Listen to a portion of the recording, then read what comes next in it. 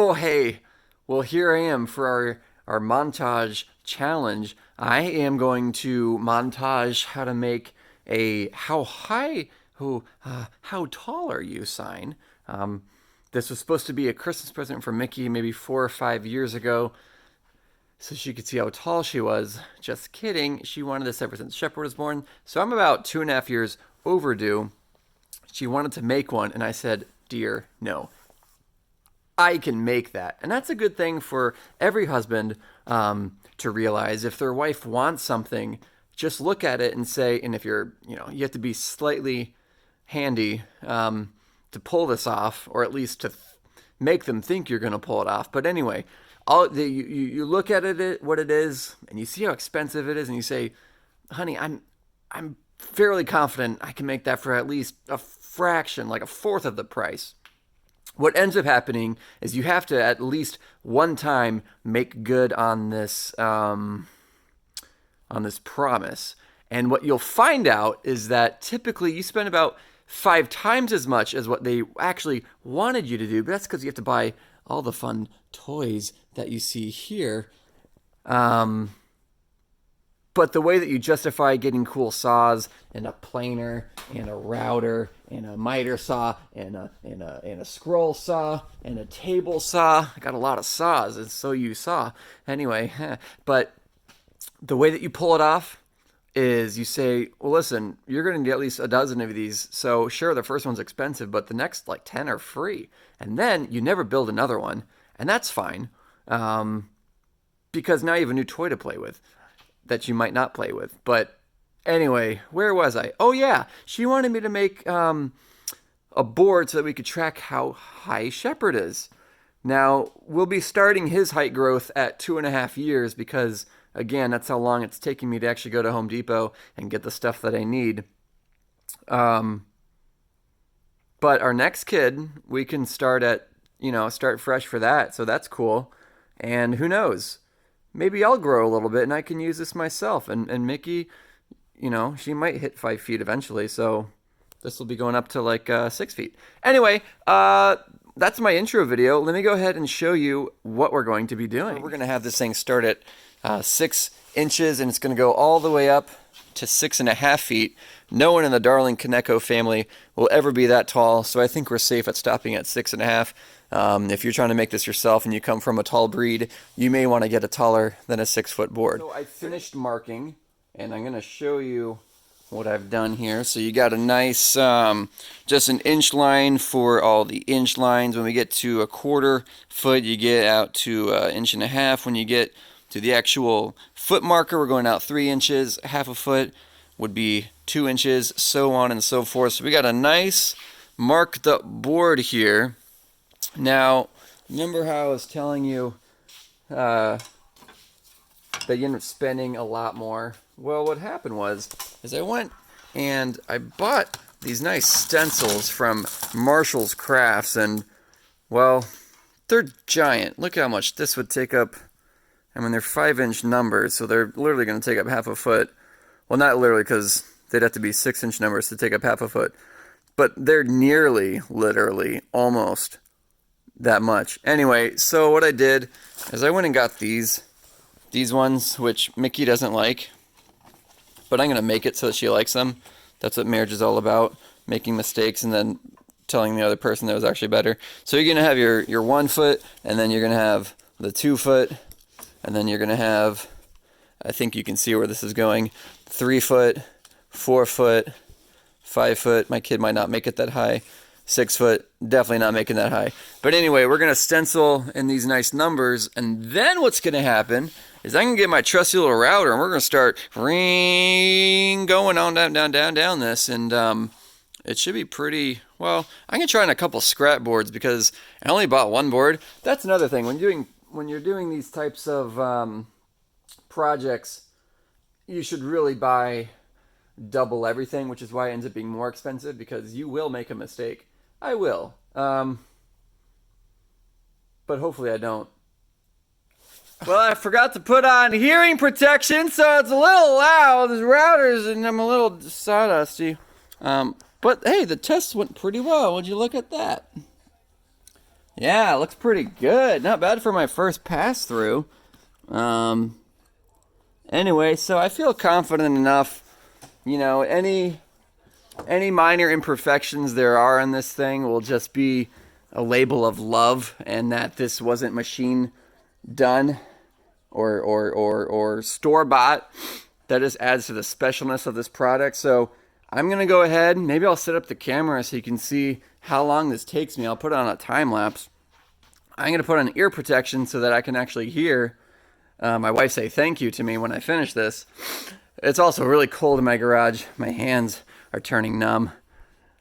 It's almost as cold as those cold showers I take every day, which maybe I'll do a video explaining the benefits of cold showers next.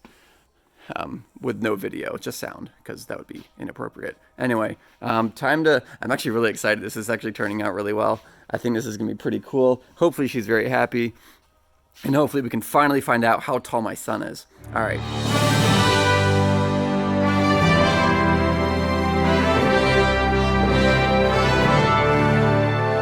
Here we are. Would you look at that? Nice little notches. Looks pretty good, if I do say so myself, except for up here.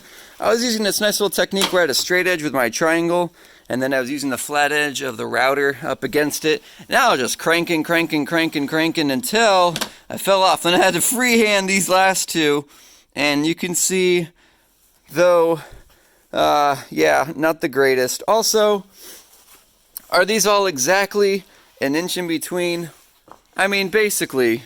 But I don't think I had it lined up perfectly. But again, this is just for kicks and giggles. This is just to look nice. We're not actually submitting this as evidence for Shepard's actual height. And you know, if the court needs documentation of his height for his driver's license, they shouldn't use this. But as far as a little tool for the sorry, how you doing? Now I can see you. It should be fine. But anyway, now I'm gonna do the challenging part, which is to try to get these little numbers. There we go. You got your classic 1, your classic 2, 3, 4, 5. Do you know what's coming next? 6. So now what I'm going to do, I'm going to use, where did it go? Oh yeah. My orbital sander. I'm going to start with probably a nice 120 grit. Gonna pass over all this stuff, make it nice and smooth, and then we will go ahead and spray paint so that's black inside all these grooves. I'll sand the top of it so that it's wood colored again, then we'll stain it, and we should be good. I'm actually very happy with this. I'm actually very happy with how this is turning out. I think this might be really good. So cool. Yeah. All right, so I'm heading outside, and we're gonna try to spray paint this sucker. Now, I don't know that I've ever used spray paint before, but I'm gonna come in the alleyway behind my garage, make sure I don't get mugged, and then, oh no, I put it right in mud. Oh, that sucks. Okay. Actually, that might have been poop. All right. So I got a nice Rust-Oleum flat black, and what I saw to do was, you know, to just spray paint in here, and anything that gets on the surface of the wood, we'll go ahead and sand off so that the only thing left is the paint inside the groove. Now, I'm actually going to go get a test board to make sure this hypothesis works.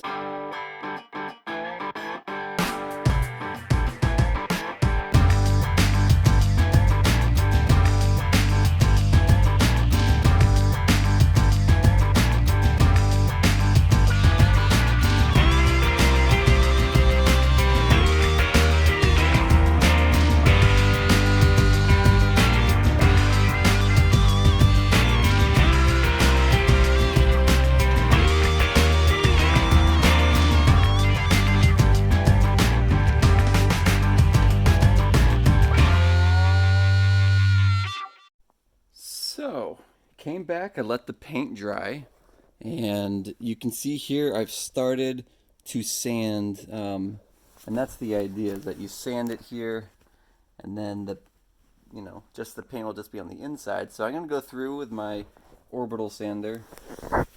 Going to try to sand away all the top layers. Hopefully the sawdust in the middle goes away.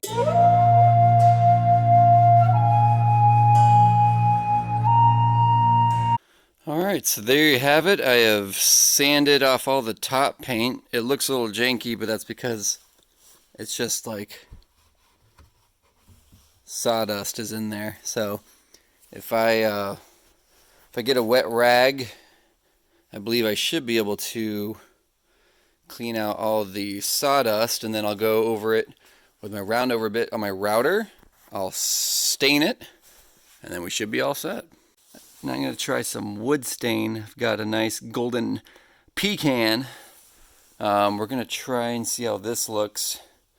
I should probably test it on a board first just to make sure I like the coloration of it.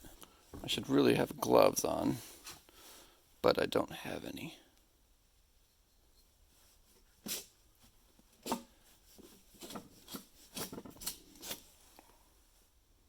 So it gives it a nice little light stain, nothing too dark. I think that might look nice. Alright, well, let's give it a shot. You can't really tell, but it's got a nice little golden brown to it now. Try to see if we can get the whole thing in the shot. So that knot in the middle, that always soaks up, it soaked up some of the paint and more of the stain, so I'll probably let all this dry. I might do some more sanding tomorrow and then apply another coat of the stain. Also, I'll probably show Mickey and see if she likes the color before I do too much work on it, but there it is. Basically a finished product, and it only took maybe like an hour or so of work. So I did it. I'm back. So about 2 weeks have passed since doing the first steps of it. It is done, as you can see. I've got a beautiful, also side note, I made a second one. I gave the first one to my sister because she was in town and she has 4 children and they were just dying to know how tall they were. So I made a second one. This is the second one, and now there's a couple things I need to do. I'm going to try to make it professional. I'm going to put this hanging bracket, self-balancing bracket on the back of this, and then the most fun part is hanging said item. So I'm going to do that, and then I guess this video will be completed. I was going to try to wood burn my initials on the back, but I can't find my wood burn. I don't know why. I put everything's exactly where it's supposed to be on my work desk. But for some reason, I just can't quite find my wood burning kit. So anyway, look. It's so beautiful. Now it can get hung upon my wall. So actually, I did find my wood burning set. So I did burn. This is my woodworking insignia. It's an O and a D for Oh Darling Woodworking. Oh Darling is my favorite Beatles song. Well, one of the favorite ones. And Darling is my favorite last name. Oh, hey! So here we are in Shepard's room. This is where we're going to be hanging this up. And we have selected this perfectly sized wall. So what I need to do is measure, again, this goes up to 6.5 feet. So I'm going to measure up to the top of this board, make sure this lines up to 6.5 so that we're not incorrectly marking his height. Right. Oh, and there's Shepard. He found out that we were hiding from him. Shepard! You want to come in? You want to see what I'm doing? Oh, hey! Hi. Alright, you ready, buddy? Now we just got to make sure that this part 12 inches, so 6 right down the middle. Actually, I'm just gonna... Oh, which mark was it? Alright, that one.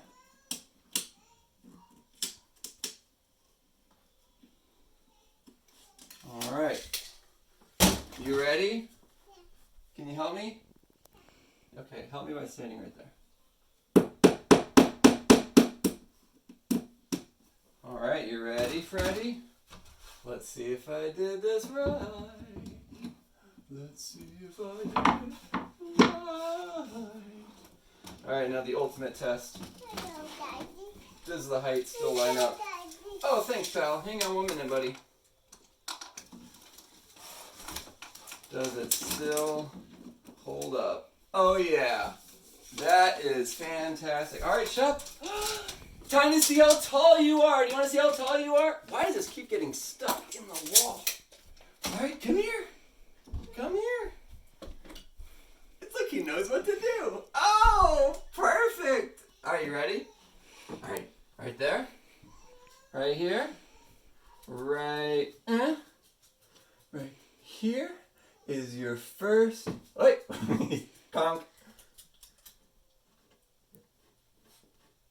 Your first bar. Look, you're almost 3 feet tall. That's a personal record. Yay! Good job. Do you like that? I like that. Cool. All right. Well, there you have it. That's how to make a height ruler. 2.5 years late, but we finally made. I mean, if I'd made it right when he was born, he'd be like here. So it works out pretty well. It's time to go.